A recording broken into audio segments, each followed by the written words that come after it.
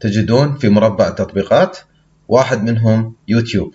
بعد ما تدخل على يوتيوب راح تطلع لك مجموعة من الفيديوهات، تضغط على الخطوط التي في الأعلى قرب يوتيوب، بس تأكد ان انت داخل باسمك. فانا مثلا هني اذا ضغطت على هذا اسمي، فانت محمل مسوي لوجد ان، فتضغط على هذه وتضغط ثم على قناتي او بالانجليزي ماي channel.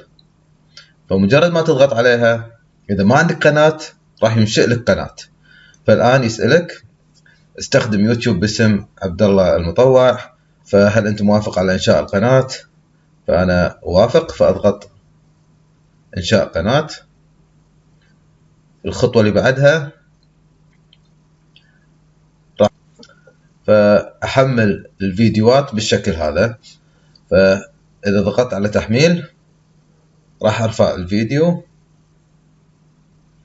إما أن يكون عندي أصلا الفيديو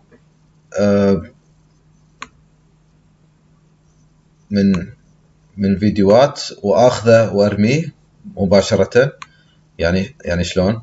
يعني القسم هذا من الشاشة إذا سحبت أي فيديو من الفيديوهات اللي عندي إياها، يعني عندي أنا فيديوز مخزنين هني، فخذيت أي فيديو،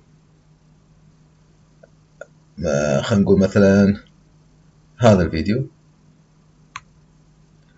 وأريد أن أضعه، فمجرد ما أخذه وأسحبه وأرميه راح يوضع في المكان هذا، يعني بالشكل هذا، أخذه وأرميه هني.